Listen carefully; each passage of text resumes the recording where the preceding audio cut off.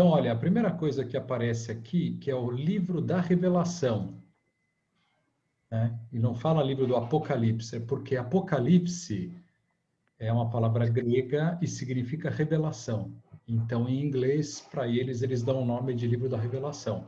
The book of the Revelation of Jesus. The author of this book, which is not called Revelations, by the way, is named at the beginning. It was written by John, which could refer to the beloved disciple who wrote the Gospel and the letters of John, or it could be a different John, a messianic Jewish prophet who traveled about and taught in the early church. Whichever John it was, he makes clear in the opening paragraph what kind of book he has written. He calls it, first of all, a revelation or apocalypse. The Greek word is apokalypsis, and it refers to a type of literature very familiar to John's readers from the Hebrew Scriptures and from other popular Jewish texts. Apocalypsis recounted a prophet's symbolic dreams and visions that revealed God's heavenly perspective on history and current events so that the present could be viewed in light of history's final outcome. And John says this apocalypse is a prophecy, which means it's a word from God spoken through a prophet to God's people, usually to warn or comfort them in a time of crisis. By calling this book a prophecy, John's saying that it stands in the tradition of the biblical prophets and is bringing their message to a climax. And this apocalyptic prophecy was sent to real people that John knew. The book opens and closes as a circular letter that was sent to 7 churches in the ancient Roman province of Asia. Now, 7 is a meaningful number for John. It's a symbol of completeness based on the 7-day Sabbath cycle in the Old Testament. And John has woven 7s into every single part of this book. Now, with this opening, John has given us clear guidance about how he wants us to understand this book. Jewish apocalypse is communicated through symbolic imagery and numbers. It is not a secret predictive code about the timing of the end of the world. Rather, John is constantly using these symbols that are drawn from the Old Testament, and he expects his readers to go discover what the symbols mean by looking up the text he's alluding to. Also, the fact that it's a letter means that John is actually addressing the situation of these first century churches. And so while this book has much to say to Christians of later generations, the book's meaning must first be anchored in the historical context of John's time, place, and audience. Which brings us into the book's first section, Jesus' message to the 7 churches. Então o que ele está dizendo que é uma profecia, né? Por isso ele está incluído no livro das profecias e vai ser uma profecia que nós conhecemos, né? Uma revelação que do fim do mundo. Só que ao mesmo tempo são coisas de Deus, né? Que Deus ele fala do fim utilizando o presente que São João, que é o autor, tido como autor desse livro, ele vivia naquela situação que ele vai falar de 7 igrejas. 7 igrejas. Então, ele vai fazer uma mensagem para cada uma dessas igrejas, que, na verdade, também serão profecias, não só para aquele momento, mas para o futuro. Place and audience. Which brings us into the book's first section, Jesus' message to the 7 churches. John was exiled on the island of Patmos, and he saw a vision of the risen Jesus exalted as King of the world. And he was standing among 7 burning lights. And John's told this is a symbol of the 7 churches in Asia Minor that's been adapted from the book of the prophet Zechariah. And Jesus starts addressing the specific problems that face each church. Some were apathetic due to wealth and affluence. Others were morally compromised. Their people were still eating ritual meals and sleeping around in pagan temples. But others among the churches remained faithful to Jesus, and they were suffering harassment and even violent persecution. And Jesus warns that things are going to get worse. A tribulation is upon the churches that will force them to choose between compromise or faithfulness. By John's day, the murder of Christians by the Roman Emperor Nero was past, and the persecution of Christians by Emperor Domitian was likely underway. And so the temptation was to deny Jesus, either to avoid persecution or simply to join the spirit of the Roman age. And Jesus calls them to faithfulness so that they can overcome, or literally conquer. And Jesus promises a reward for everyone in these churches who does conquer. Each reward is drawn directly from the book's final vision about the marriage of heaven and earth. And so this opening section, it sets up the main plot tension that will drive the storyline in this book. Will Jesus' people endure? Will they inherit the new world that God has in store? And why is faithfulness to Jesus described as conquering? The rest of the book is John's answer.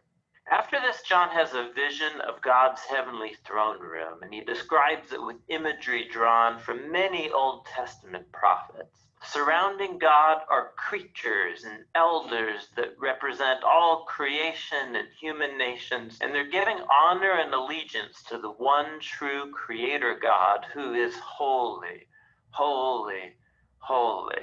In God's hand is a scroll that's closed up with 7 wax seals. It symbolizes the message of the Old Testament prophets and the sealed scroll of Daniel's visions. These are all about how God's kingdom will come here fully on earth as in heaven. But it turns out no one is able to open the scroll until John hears of someone who can. It's the Lion from the tribe of Judah and the root of David. He can open it. These are classic Old Testament descriptions of the Messianic king who would bring God's kingdom through military conquest. Now, that's what John hears.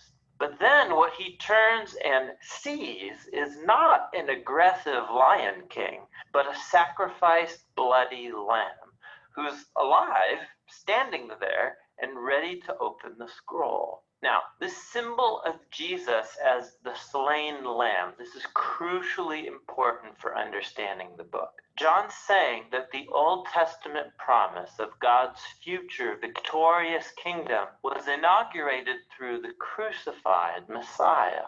Jesus overcame his enemies by dying for them as the true Passover lamb so that they could be redeemed.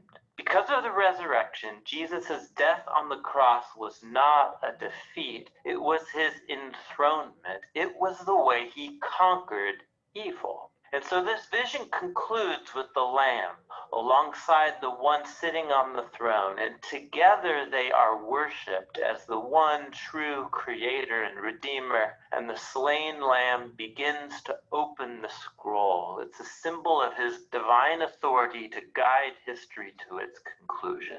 Which brings us to the next section of the book, the 3 cycles of 7. 7 seals, 7 trumpets, and 7 bowls. And each cycle depicts God's kingdom and justice coming here on earth as in heaven. Now, some people think that the 3 sets of 7 divine judgments represent a literal, linear sequence of events that either happened in the past, or could be happening now, or are yet to happen in the future when Jesus returns. But notice how John has woven all the 7s together. So the final 7 bowls come out of the 7th trumpet and the 7th seal. And the 7 trumpets emerge from the 7th seal. They're like nesting dolls. Each 7th contains the next 7. Also notice how each of the series of 7 culminates in the final judgment, and they have matching conclusions. So it's more likely that John is using each set of 7 to depict the same period of time between Jesus' resurrection and future return from 3 different perspectives. So the slain lamb begins to open the scroll's first 4 seals. And John sees 4 horsemen. It's an image from the book of Zechariah chapter 1. And they symbolize times of war, conquest, famine, and death. In other words, a tragically average day in human history. Then the 5th seal depicts the murdered Christian martyrs before God's heavenly throne, and the cry of their innocent blood rises up before God like smoke from the altar of incense. And they're told to rest because more Christians are yet to die. We're not told why, but we are told that it won't last forever. The 6th seal is God's ultimate response to their cry. He brings the great day of the Lord that was described in Isaiah and Joel, and the people of the earth cry out, "Who is able to stand?" And then all of a sudden, John pauses the action with an intermission to answer that question.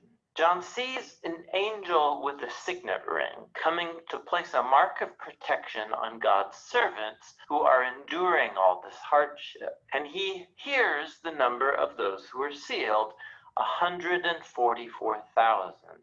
It's a military census, like the one in the book of Numbers, chapter 1. There are 12,000 from each of the 12 tribes of Israel. Now, pay attention. The number of this army is what John heard, just like he heard about the conquering Lion of Judah. But in both cases, what he then turned and saw was the surprising fulfillment of those military images in Jesus, the slain Lamb. So when he sees this messianic army of God's kingdom, it's made up of people from all nations, fulfilling God's ancient promise to Abraham. It's this multi-ethnic army of the Lamb who can stand before God because they've been redeemed by the Lamb's blood. And now they are called to conquer, not by killing their enemies, but by suffering and bearing witness just like the Lamb. After this, the seventh and final seal is broken. But before the scroll is opened, the 7 warning trumpets emerge and fire is taken from the incense altar. It symbolizes the cry of the martyrs and it's cast onto the earth, bringing the day of the Lord to its completion. Now, with the 7 trumpets, John backs up and he retells the story again, this time with images from the Exodus story. So the first 5 trumpet blasts replay the plague sent upon Egypt, and then the 6th trumpet releases the 4 horsemen that came from the first 4 seals. But then John tells us that despite all these plagues, the nations did not repent, just like Pharaoh didn't in the Exodus story. So it seems that God's judgment alone will not bring people to humble repentance before him. Then John pauses the action again with another intermission. An angel brings the unsealed scroll that was opened by the Lamb. And just like Ezekiel, John is told to eat the scroll and then proclaim its message to the nations. Finally, the Lamb's scroll is open, and now we will discover how God's kingdom will come here on earth. The scroll's content is spelled out in 2 symbolic visions. First, John sees God's temple and the martyrs by the altar, and he's told to measure and set them apart. It's an image of protection taken from Zechariah chapter 2. But then the outer courts in the city are excluded and they get trampled down by the nations. Now, some think that this refers literally to a destruction of Jerusalem that happened in the past or will happen in the future. But more likely, John's following the tradition of Jesus and the apostles, who all used the new temple as a symbol for God's new covenant people. In that case, this is an image about how Jesus' followers may suffer persecution by the nations, but this external defeat cannot take away their victory through the Lamb. This idea gets expanded in the scroll's second vision. God appoints 2 witnesses as prophetic representatives to the nations. And once again, some people think this refers literally to 2 prophets who will appear one day in the future. But John calls them lampstands, which is one of his clear symbols for the churches. So this vision is more likely about the prophetic role of Jesus' followers, who are to take up the mantle of Moses and Elijah and call idolatrous nations and rulers to turn back to the one true God. But then, all of a sudden, a horrible beast appears. Let the reader remember Daniel chapter 7, and the beast conquers the witnesses and kills them. But then God brings them back to life and vindicates the witnesses before their persecutors, and the end result is that many among the nations finally do repent and give glory to the Creator God in the day of the Lord. Now, stop. Think about the story so far. God's warning judgments through the seals and through the trumpets did not generate repentance among the nations, just like the Exodus plagues only hardened Pharaoh's heart. But the Lamb, he conquered his enemies by loving them, dying for them. And now the message of the Lamb's scroll reveals the mission of his army, the church. God's kingdom will be revealed when the nations see the church imitating the loving sacrifice of the Lamb, not killing their enemies, but dying for them. It is God's mercy shown through Jesus' followers that will bring the nations to repentance. And this surprising claim is the message of the open scroll that John has placed at the exact center of the entire book. After this, the last trumpet sounds and the nations are shaken as God's kingdom comes here on earth as it is in heaven. So now we know how the church will bear witness to the nations and inherit the new creation, but who was that terrible beast that waged war on God's people, and how will the whole story turn out? John will tell us in the second half of the book of the Revelation. Nossa, hein? Acho que temos que assistir umas 10 vezes para poder captar alguma coisinha do que foi falado aí. Mas vamos assistir a segunda parte. É muito denso. Muito detalhe. Denso, né? Muito cheio de denso. símbolos, muitos símbolos, a gente. E interessante que todos os símbolos, vocês veem aqui, que remetem às profecias, né?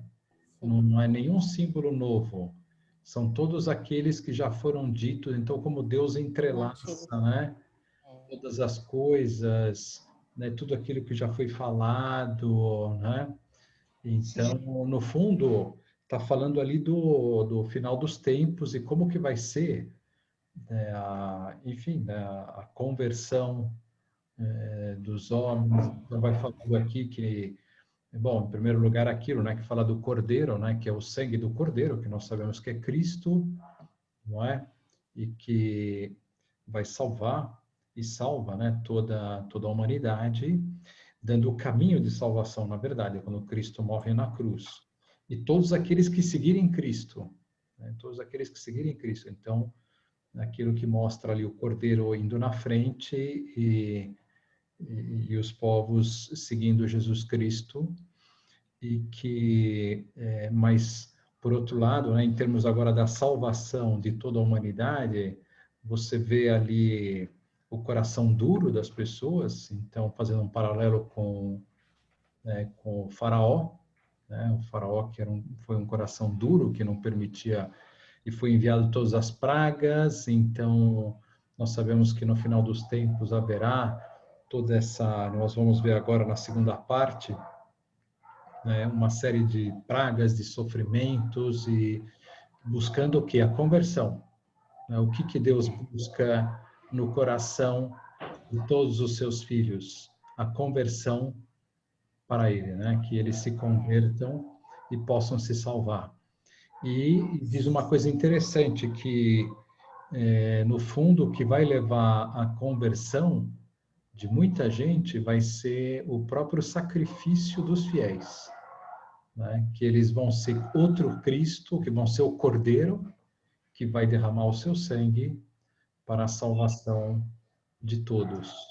Isso que já vem acontecendo no mundo, aconteceu no começo com os mártires, né? A gente diz assim que a igreja, ela se construiu sobre o sangue dos mártires. E quanto mais mártires havia, mais a igreja se espalhava. Né? Porque... E agora está acontecendo de novo, né? Pois é. Então, como a igreja vai se fortalecendo com esse sacrifício, né? Porque isso derrama graças muito grandes e que Deus se serve para a conversão das almas. E, na verdade, ele nem precisaria de nada disso, né? Deus, ele tem a força suficiente para fazer tudo, né? Não depender de nada, mas ele quer contar conosco também. Quer contar para que nós também trilhemos o seu caminho. Trilhemos o seu caminho, para que nós também morramos. Se o grão de trigo não morre, não produzirá o seu fruto. Então, que também nós, de alguma maneira, morramos, derramemos o sangue para a salvação. Então, agora vamos ver a segunda parte. Jesus given to John the prophet. In the first video, we explored how John composed this apocalyptic prophecy as a circular letter to 7 churches in Asia Minor to challenge and comfort these Christians who were suffering from apathy and persecution under the Roman Empire. We also encountered John's main symbol for Jesus, the slain lamb, who conquered his enemies by dying for them. He is the Então, na verdade, essas 7 igrejas são todas as pessoas do mundo, né? E os 7, para os judeus, significavam no mundo da perfeição, ou da plenitude.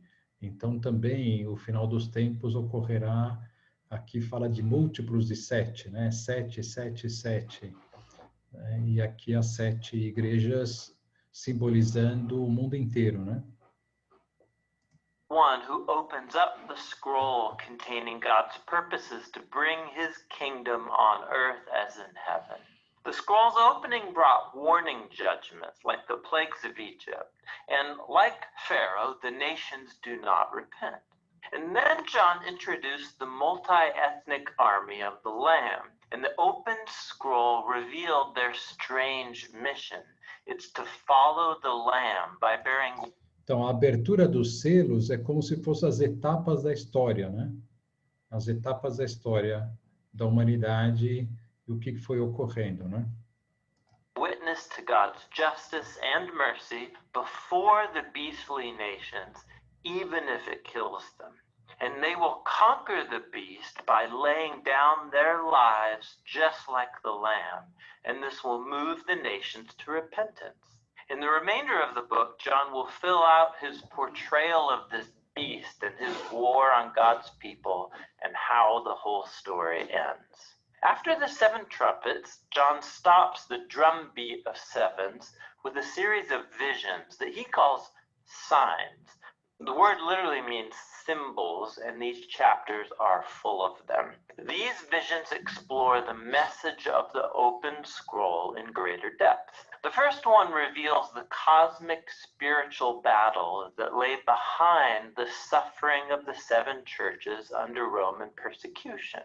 It's a manifestation of that ancient conflict that began in Genesis chapter 3. The serpent, who represents the source of all evil, is depicted here as a dragon. It attacks a woman and her seed. They represent the Messiah and his people. Then the Messiah defeats the dragon through his death and resurrection, and it's cast to earth. There, the dragon inspires hatred and persecution of the Messiah's people. But they will conquer the dragon by resisting his influence, even if it kills them. John's trying to show the churches that neither Rome nor any other nation or human is the real enemy. There are dark spiritual powers at work, and Jesus' followers will announce Jesus' victory by remaining faithful and loving their enemies just like the slain lamb. John's next vision retells the story of the same conflict, but this time in the earthly symbolism of Daniel's animal visions. John sees 2 beasts empowered by the dragon. One of them represents national military power that conquers through violence. The other beast symbolizes the economic propaganda machine that exalts this power as divine. And these beasts demand full allegiance from the nations, and that's symbolized by taking the mark of the beast and his number, 666, on the forehead or hand. Now, this is an infamous image, and you won't discover its meaning by reading news headlines. John's making a clear Hebrew Old Testament reference here. First of all, this mark is the anti-Shema. The writing on the forehead and hand, it's a clear reference to the Shema, an ancient Jewish prayer of allegiance to God that's found in the book of Deuteronomy. This prayer also was written on the forehead and hand as a symbol of devoting all your thoughts and actions to the one true God. But now the rebellious nations demand their own allegiance, and they force everyone to decide who they will follow. Then there's the number of the beast, which has fascinated readers for thousands of years. But this was not a mystery to John. He spoke Hebrew and Greek, and Hebrew letters were also numbers. If you spell the Greek words Nero Caesar and the word beast in Hebrew, each one amounts to 666. Now, John isn't saying that Nero was the only fulfillment of this vision. Nero's just a recent example of the ancient pattern set out by Daniel, that the nations become beasts when they exalt their own power and economic security as a false god, and then demand total allegiance. So Babylon was the beast in Daniel's day, but that was followed by Persia, followed by Greece, and now Rome in John's day. And so it goes for any later nation that acts in the same way. Standing opposed to the beastly nations and the dragon is another king. It's the slain lamb. He's with his army who have given... Então é interessante que ele diz aqui, né, né, dessas bestas que representam, no fundo, tudo aquilo que é a dominação do mal, né, aqui no mundo, né? A dominação por meios militares, né, no sentido ruim, e a dominação econômica, né, de nações que vão através do capitalismo, né, isso, né, do lucro, né, da ganância, e vão querer que todos sigam essa ideologia, né, a ideologia no fundo material, né, o materialismo de viver para esse mundo, para o prazer, para os prazeres, e querem que todos sigam como se fosse uma religião, né? E por isso aí a marca, né? Que fica, todos têm que ter a marca ali, né? Deles, né? Que seria aí o 666, né?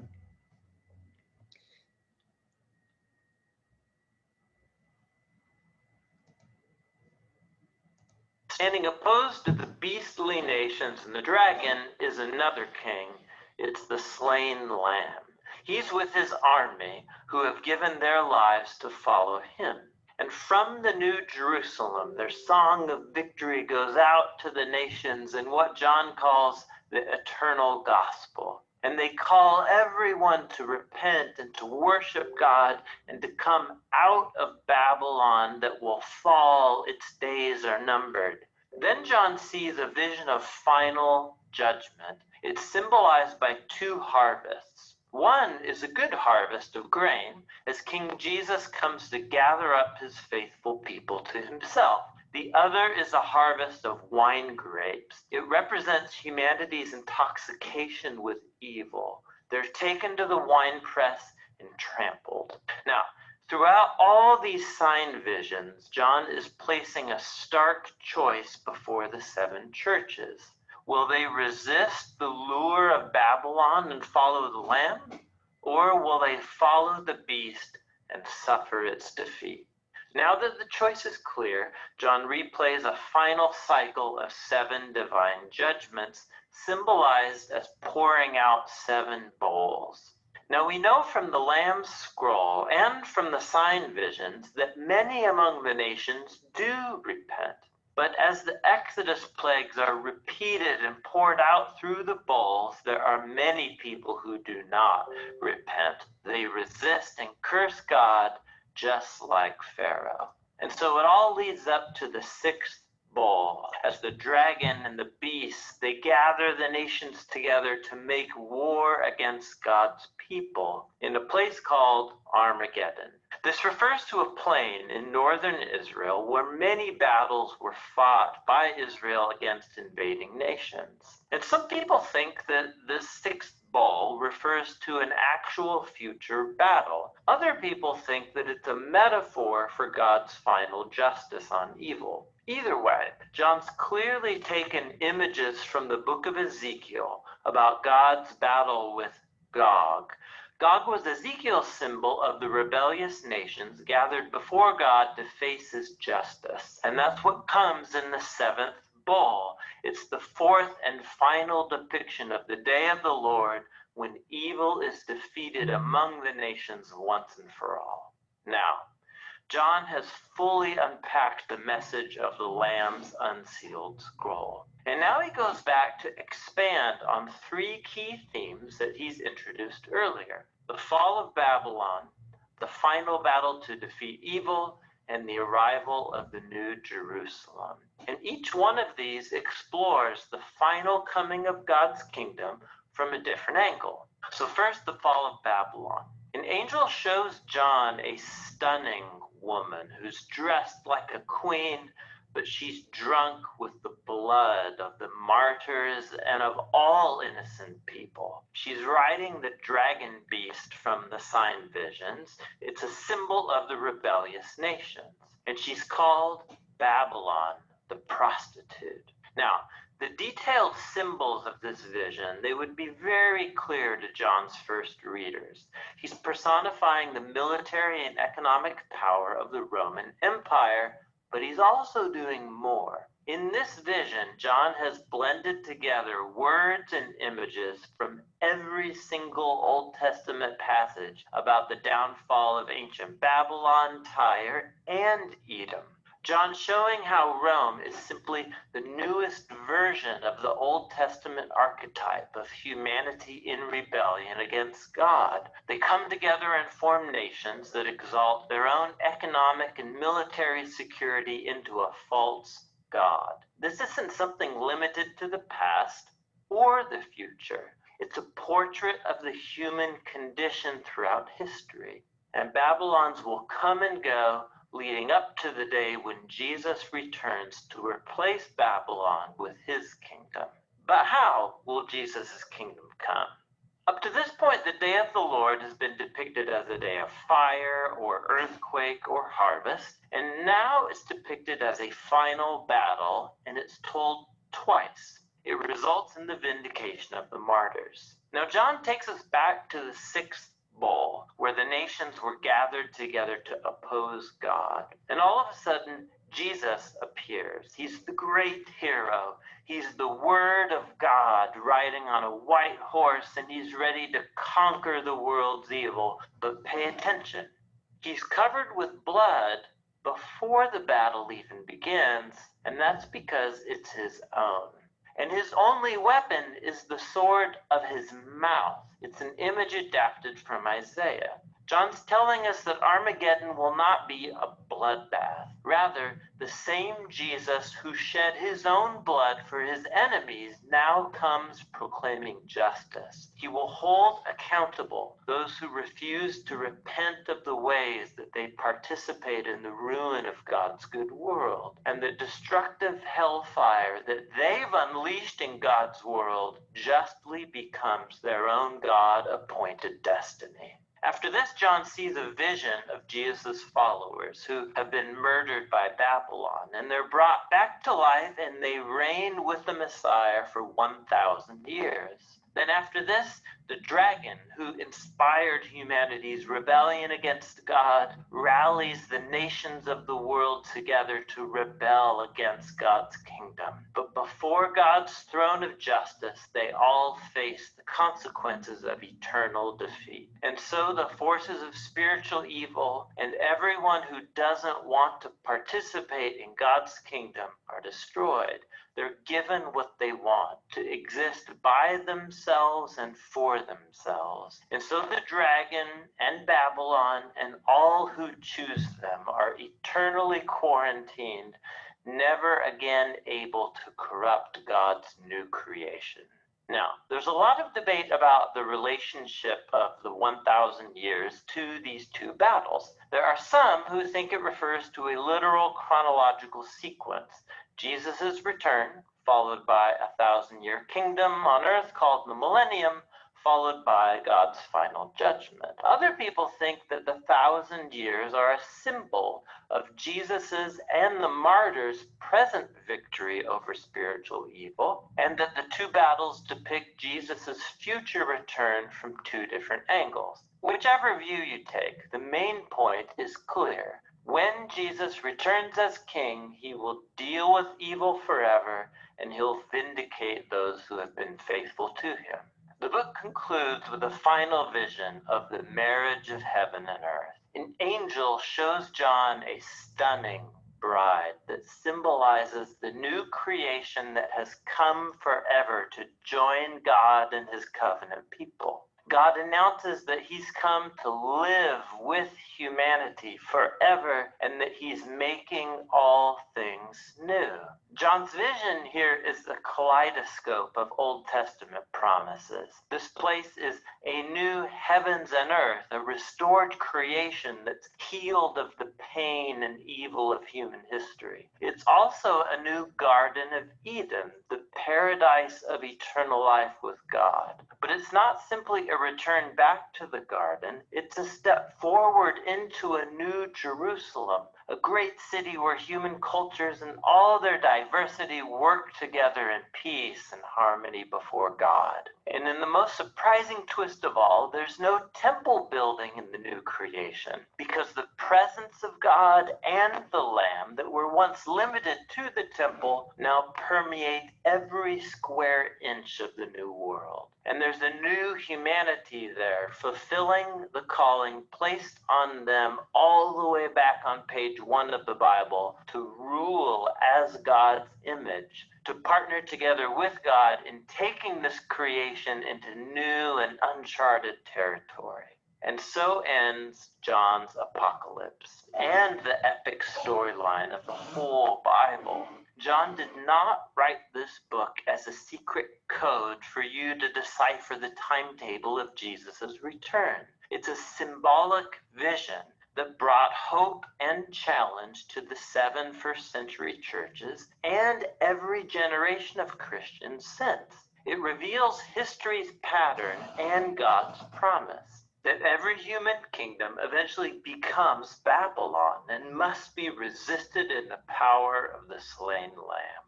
But there's a promise that Jesus, who loved and died for this world, will not let Babylon go unchecked. He will return one day to remove evil from his good world and make all things new.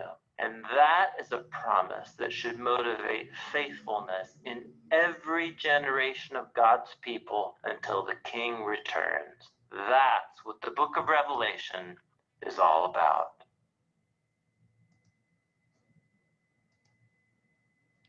Muito bom, hein? Uau! Quanta coisa! Uau mesmo. Impressionante, né? É Impressionante. muito incrível. símbolo, muito símbolo, muita Não dá nem pra- simbologia. Até interessante falar assim, puxa, como é que João poderia ter criado isso? Vamos imaginar Ah, uma pessoa que não tem fé, né? E fala, não, isso foi tudo criação de um homem, sei lá, que tomou droga e começou a não, descrever todas essas coisas, quer dizer, né? Nem dá, né? Realmente, é muito. muito detalhe, com muita simbologia e E ao mesmo tempo, é a Babilônia que vem e vai. É a história da humanidade, né? Que só muda de nome, na verdade, né? exatamente. E a Ah, história, um padrão da história que ele fala aí, né? Então, ele está isso. descrevendo o padrão da história, né? É isso. A gente talvez pensar assim, né? De que, puxa, daqui a pouco as coisas vão melhorar, as coisas vão, né? De fato, a história tem um padrão, mudam algumas coisas e tal, mas o mal está aí. No fundo, é uma batalha entre o bem e o mal, É, na verdade, que está ali de modo permanente. isso. E também tenho pensado também isso, né, de que fala do final dos tempos, quando ocorrerá essa vitória, dá a impressão que isso vai ser para aquelas pessoas que estão vivendo lá no final dos tempos, né? Mas na verdade está sempre presente, né? Porque isso é o presente também. O final dos tempos é o final dos tempos para cada um aqui na Terra, né? Na verdade, que está no meio dessa batalha e que todos nós seremos vitoriosos uma vez que nós seguimos o Cordeiro, né? Sim. O Cordeiro que derramou o seu sangue né? E é todo dia, né? E é todo dia. Todo dia. Exatamente, né? Mas é É interessante todo. também, por outro lado, saber isso, né? Dessa vitória sobre o mal, né?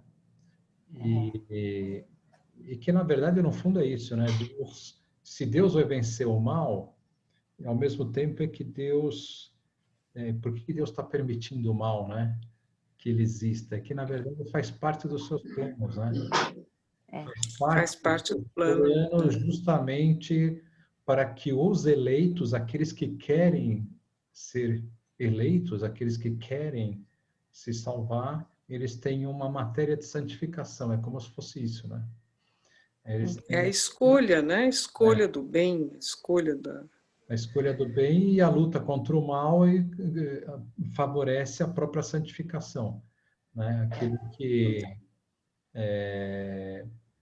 Deus ele falou no livro do Diálogo de Santa Catarina, né, que o demônio ele trabalha para ele, né, não querendo trabalhar para ele, né, porque ele tem ódio de Deus, né, ele acaba trabalhando para Deus, porque ele faz com que os justos se santifiquem cada vez mais, né, os homens de bem sejam cada vez melhores, né, e se tornem cada vez mais santos.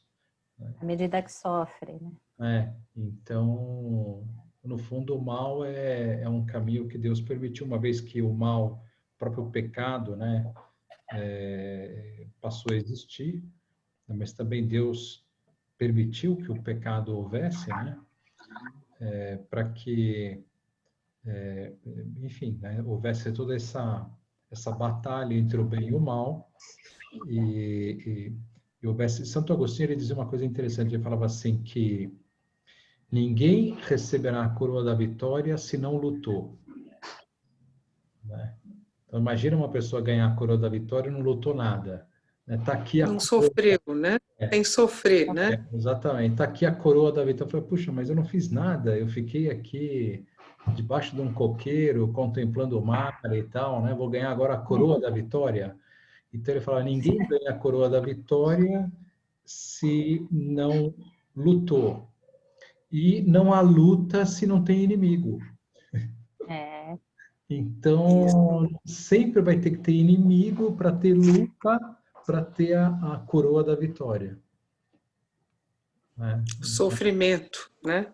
Exatamente, exatamente. Então, e depois também aquilo que dizia um santo, né, que para explicar um pouco, né, a existência do bem e do mal, ele falava do quadro, né, um quadro, quando você pinta um quadro, se ele não tivesse sombras, você não veria os objetos, eles não seriam ressaltados. Os objetos, eles são ressaltados à medida que a sombra, né? Então, ou seja, o bem, ele fica muito mais ressaltado quando existe o mal. Quer dizer, você podendo fazer o mal e você não faz o mal, ou seja, o mérito disso é muito maior, o bem é muito maior.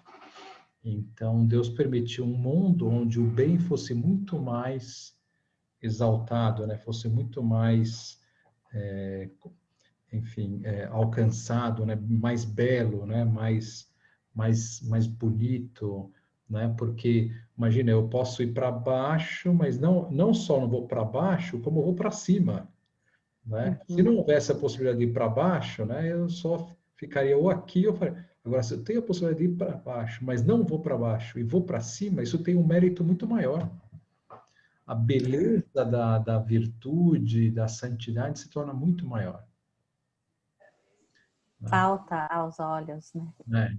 Exatamente. Tá certo. Isso. Uhum.